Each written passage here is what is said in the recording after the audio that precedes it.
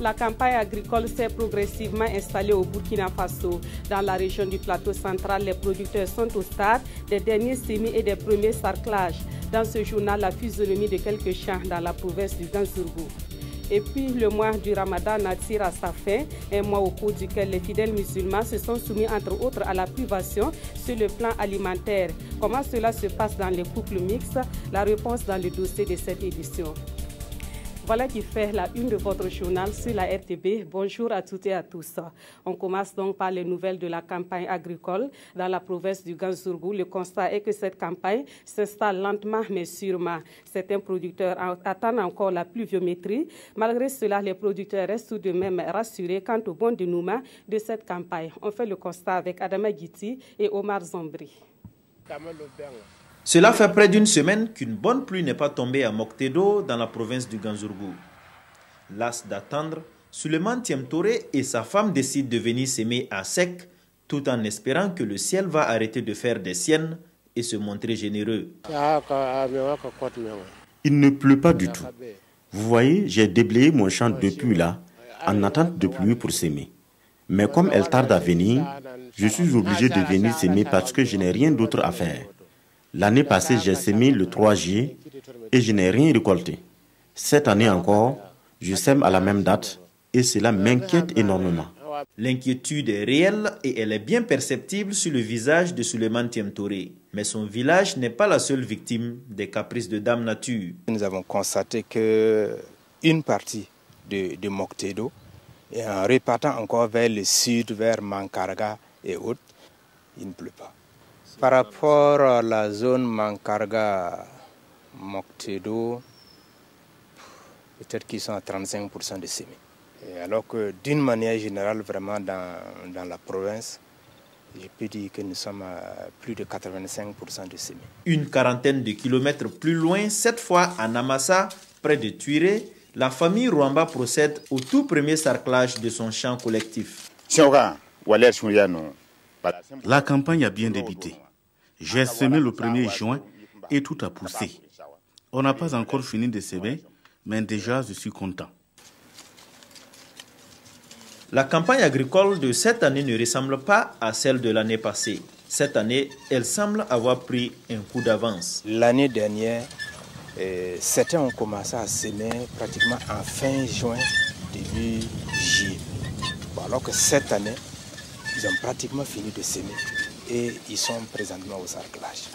À Sapaga, le champ de Moussa Ouedraogo ne passe pas inaperçu. Pour lui, plus besoin de semer ni de sarcler. Il a déjà fini tous ses travaux champêtres et quelques pieds de maïs portent même des épis. J'ai commencé à cultiver dès l'entame des premières pluies. Ça n'a pas été facile parce qu'il fallait veiller jour et nuit sur le champ à cause des animaux. Certains même pensent que j'ai arrosé mon champ, mais ce n'est pas le cas. C'est l'eau de pluie et moi, je n'ai fait qu'apporter un peu de fumier et d'engrais. De la pluie, c'est tout ce dont Moussa Ouedraogo a besoin pour une bonne récolte. Mais en attendant, il vaque paisiblement à d'autres occupations, car du temps, il en a à revendre et en quantité. C'est connu, l'utilisation des pesticides peut également contribuer à de bons rendements agricoles. Encore faut-il que ces pesticides soient utilisés dans les règles de l'art. Des mesures à prendre pour une contribution efficace des pesticides dans l'amélioration de la production agricole au Burkina Faso. Le sujet est débattu à la 19e session de la Commission nationale de contrôle des pesticides. Et cette session se tient depuis hier à Koudougou dans le centre-ouest. Paul David Bambara et Yolande Lompou. Communément appelés pesticides, ces substances chimiques sont utilisées en agriculture pour lutter contre les ennemis des cultures. Et il n'y a pas que dans ce secteur qu'on les emploie. En culture maraîchère et en conservation des denrées alimentaires, leur mauvais usage n'est également pas sans conséquence sur l'environnement et sur la santé humaine et animale. Au Burkina Faso, plusieurs cas d'intoxication ont déjà été signalés du fait de la non-maîtrise des bonnes pratiques phytosanitaires et de l'analphabétisme de la majorité des utilisateurs. La gestion des pesticides est un élément essentiel dans notre vision d'une agriculture durable. Et cette session va examiner un certain nombre de dossiers. Il y a la loi sur les pesticides, qui est d'ailleurs une loi qui a été élaborée depuis fort longtemps et qui a même été révisée. Et cette loi permet vraiment de gérer les pesticides au niveau de notre pays.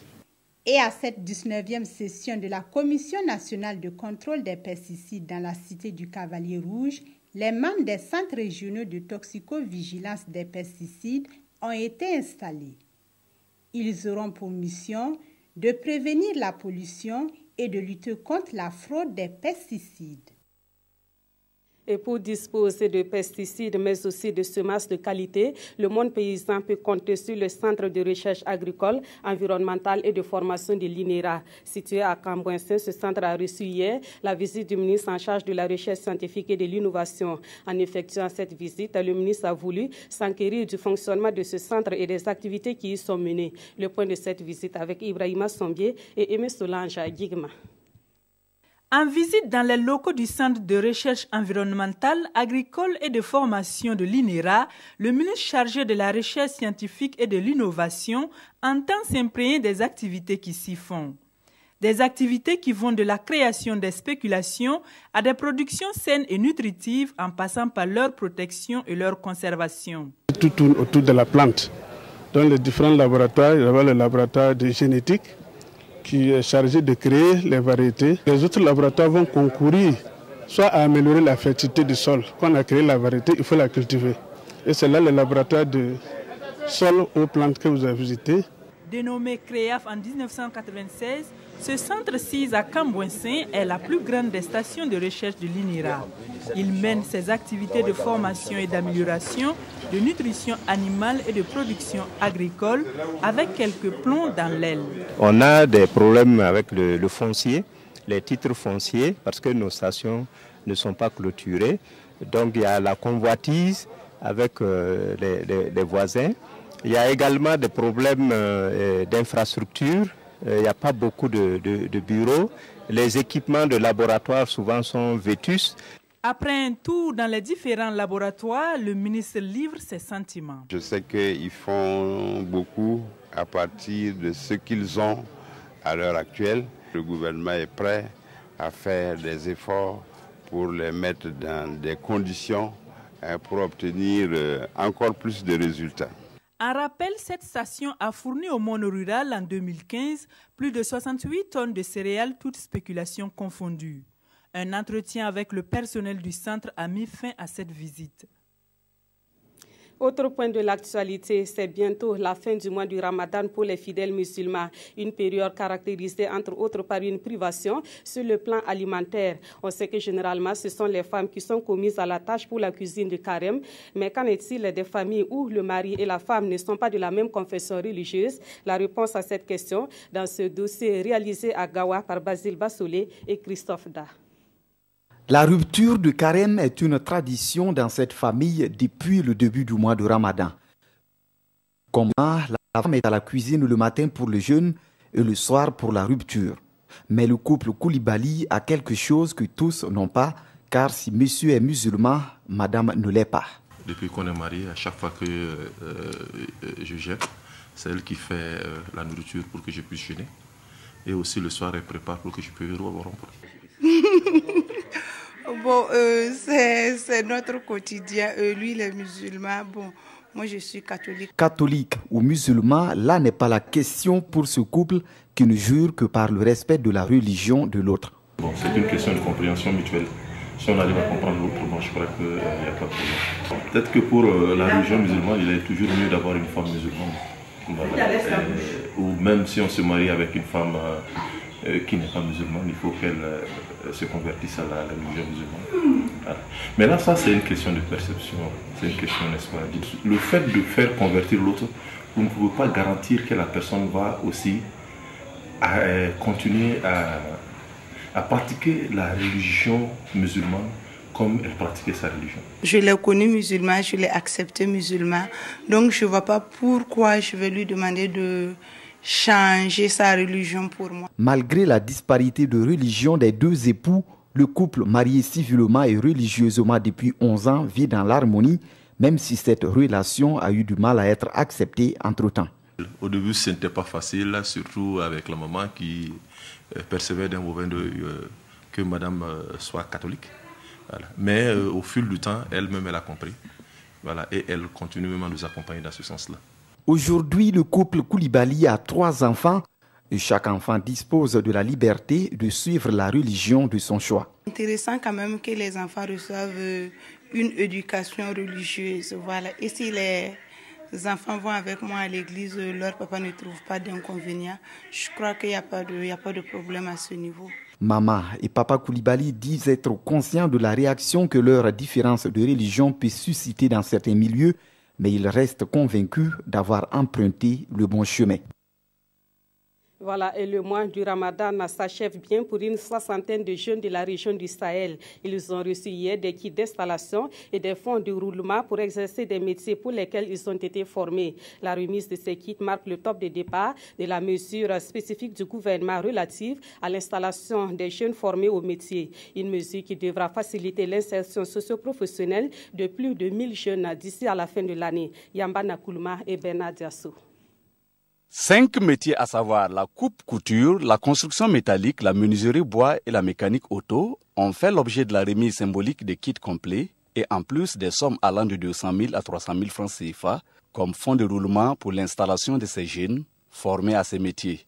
Le gouvernement estime qu'une fois dotés d'équipements et de fonds de roulement, ces derniers peuvent s'installer à leur compte et donc à s'auto-employer. La vision du gouvernement est claire, faire de l'auto-emploi, aussi bien en milieu urbain que rural, une alternative de réduction du taux de chômage dans notre pays. Et dans la région du Sahel, ils sont au total 60 jeunes issus de 14 métiers à bénéficier de ce soutien. Face à cet appui du gouvernement, les bénéficiaires apprécient et promettent en faire un bon usage. Oui, ça c'est obligatoirement. Quand tu reçois une matériel de travail, la manière que tu es content, vraiment, toi aussi tu dois bien travailler pour que si les contrôleurs qui vont venir pour venir te rendre visite, au moins pour qu'ils puissent trouver vraiment un tel à travailler. J'ai vraiment l'espérance de travailler, mais je n'avais pas le matériel. Pour moi, ce qu'ils ont fait aujourd'hui, je suis vraiment très contente. Ça va me permettre de travailler pour moi-même, je vais m'installer à Seva. Sur l'ensemble du territoire national pour 2016, ce sont au total 1179 bénéficiaires qui recevront du gouvernement des kits complets d'installation ainsi qu'un fonds de roulement, toutes choses qui devraient leur permettre de s'installer à leur propre compte et de s'auto-employer.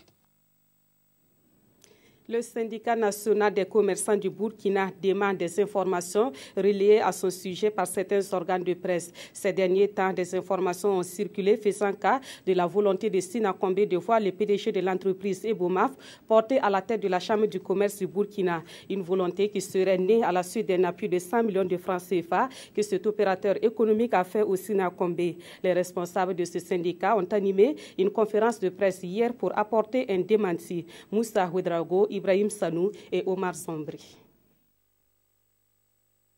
Le syndicat national des commerçants du Burkina, Sinakombe, s'insurge contre ce qu'il qualifie d'allégation à son encontre. Il s'agit là de l'affaire des 100 millions de francs CFA que le PDG de Ebomaf a remis à la structure en juillet 2015 en guise de souscription au Fonds de solidarité commerciale. Le secrétaire général du syndicat met en cause des articles parus dans certains organes et des écrits postés sur les réseaux sociaux. Face à la presse, il livre ici sa version des faits. Ils ont diffusé sur des réseaux sociaux que le Sinakombe a été corrompu par le groupe Ebomaf. Tout simplement parce que Ebomaf a fait une souscription à la coopérative à hauteur de 100 millions. Et qu'ils prétendent que nous voulons prendre le poste de la chambre de commerce lui donner. Et le secrétaire général du syndicat, Roch Nagalo, d'insister qu'il n'a jamais été question d'un quelconque compromis entre le PDG de Ebomaf et le Sinakombe. Le PDG Ebomaf a souscrit au Fonds de solidarité commerciale, comme tous les autres coopérateurs. Je ne vois pas pourquoi, en tant que membre de la coopérative, il est coopérateur comme tout le monde, on n'attaque pas les autres personnes qui ont souscrit, on vient, on dit non, que c'est le PDG Ebomaf a acheté notre conscience. C'est insulter tous les commerçants du Burkina et insulter la personne de Ebomaf qui a bien voulu sur notre demande, apporter aussi son soutien pour le développement. Les organes incriminés ont été interpellés par le syndicat à s'abreuver à la source de l'information afin d'éviter à l'avenir un certain nombre de désagréments. Il n'y aura pas de lenga pour Toulinabou Mouchengi au Burkina Faso. C'est avec ce ton d'humour que l'ambassadeur américain a fait l'annonce de son prochain départ du Burkina. Et c'était hier 4 juillet à l'occasion de la fête de l'indépendance des États-Unis. Les autorités burkinabées présentes à la cérémonie ont profité et traduit leur reconnaissance aux États-Unis pour les multiples soutiens. On voit cela avec Konsun Koulibaly et Tanga Kafando. Independence Day, ou la fête de l'indépendance des États-Unis d'Amérique, commémorée ici à l'ambassade des États-Unis à Ouagadougou. 240 ans d'indépendance, un moment de souvenir des luttes pour la liberté et la démocratie et d'hommage au père fondateur de la nation. Notre pays a été fondé par des hommes qui ont commencé avec une idée, à savoir un gouvernement qui répondrait à son peuple. C'était l'idée que les libertés personnelles, comme la liberté de religion et d'expression, étaient sacrées. C'était également l'idée que les institutions gouvernementales seraient toujours plus grandes que les individus. L'ambassadeur Toulinabou Mouchengi a par ailleurs salué la solidité des relations entre les États-Unis d'Amérique et le Burkina Faso, marquée par la coopération dans plusieurs domaines.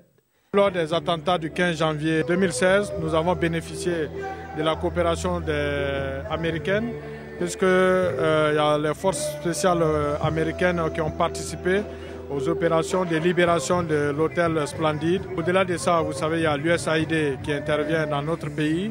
Toulinabou Mouchengi est en fin de mission et l'ambassadeur l'a annoncé ce soir avec humour. L'année prochaine, je ne serai plus ici pour prononcer le discours du 4 juillet. Vous l'aurez deviné, je l'entends là-bas, il n'y a pas de lenga pour moi non plus. Independence Day symbolise le jour de la signature de la déclaration unanime des 13 États-Unis d'Amérique, un texte politique par lequel les 13 colonies britanniques d'Amérique du Nord ont fait sécession de la Grande-Bretagne le 4 juillet 1776, jour de la naissance de la nouvelle nation, les États-Unis d'Amérique. Retour au Burkina Faso où un seul titre fait la une des quotidiens de ce mardi. Il s'agit du sitting des agents des impôts et des domaines. Ces agents réclament à leur hiérarchie la prise en compte de leurs revendications. Et la revue de presse est avec Sibidi Issa Lankwande. Sitting au ministère de l'économie, des finances et du développement, les agents des impôts et des domaines sont passés à l'action. Le sitting est effectif, lit-on dans les colonnes de Aujourd'hui au Faso. Les agents veulent de meilleures conditions de vie et de travail. C'est pourquoi ils organisent les 4 et 5 juillet de 8h à 12h un arrêt de travail. Enjeu, prévenir toute remise en cause du paiement de la prime de rendement du 4e trimestre 2015. À cela, ajoutent les éditions Le Pays, les travailleurs demandent la relocalisation de leurs services, car en tant que première régie de recettes, ils ne comprennent pas que nombre de leurs services soient inadéquatement logés. À la Direction générale des impôts, l'on dit ne pas comprendre le sens de ce mouvement. Selon Sidoya, l'on se dit même surpris. Interrogé, le directeur général évoque des raisons non fondées sur la tenue de ce sit-in et appelle le syndicat à la raison pour engager des négociations. Le syndicat, pour sa part, menace de passer à la vitesse supérieure si rien n'est fait. Et cette situation d'interminables revendications des agents publics inspire l'édito du quotidien. De tout temps, écrit le journal, État et syndicats ont toujours joué le jeu de l'opposition. Et à ce jeu, l'État a toujours divisé pour affaiblir les travailleurs, si fait qu'il y a 2 types d'agents publics. Ceux qui font plier l'État au moindre coup de semonce et ceux qui passent leur temps à aboyer sans se faire entendre. C'est la foire aux empoignes entre ces différents partenaires avec une inégalité de traitement des revendications des agents publics. À catégories égales, précise le quotidien, les réalités entre fonctionnaires sont bien souvent différentes eu égard à des avantages dont disposent certains et d'autres pas. Pour le journal, il appartient aux travailleurs et à leurs syndicats d'œuvrer à corriger ces injustices. Sinon, l'on assistera toujours à ces revendications tous azimuts, avec le résultat d'une fonction publique à 2 vitesses, avec des privilégiés et des laissés pour compte. Et c'est la fin de cette édition. Merci de l'avoir suivi. Passez une agréable après-midi en compagnie de la RTB.